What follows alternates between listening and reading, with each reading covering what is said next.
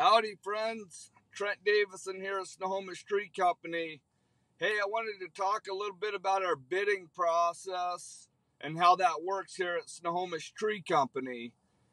First off, no matter how you hear about us, whether it's branding or a friend, a neighbor, just no matter how you hear about us, if you contact me or one of our salesmen, the first thing we're going to ask is for you to go to our website, snohomishtree.com, and hit the get an estimate.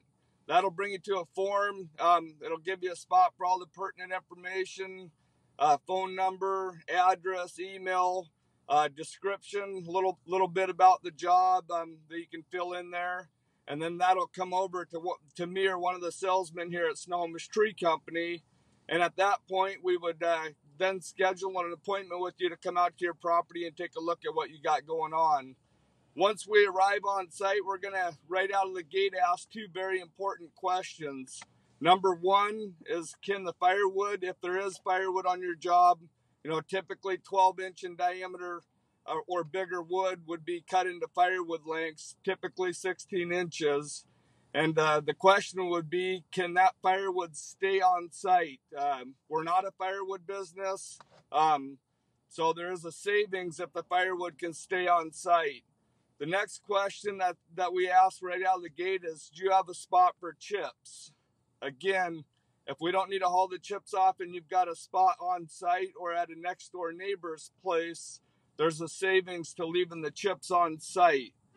Another thing that we're going to ask is, what if underneath the drop zone of the tree, what can or can't get hit? If there's different structures and plants and things that you don't want hit at all, or you don't want any damage to, that's gonna definitely we're gonna take that into account when bidding your job.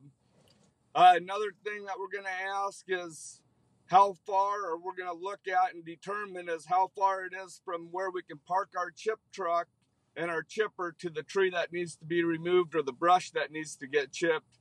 Obviously, the farther away that we are, the more labor it's going to take to get the chips and material from the tree to the chipper.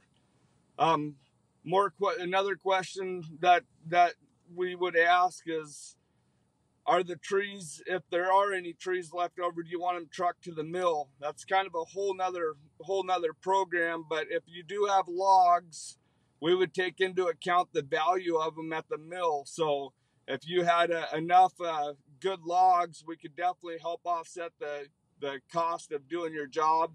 Or in some situations, you might even be able to get paid a little bit for your logs, even after the labor of removing them and getting them to the log yard. So, yeah, a lot of different things. I'm trying to jog my mind now here and see if I've forgotten anything about the bidding process.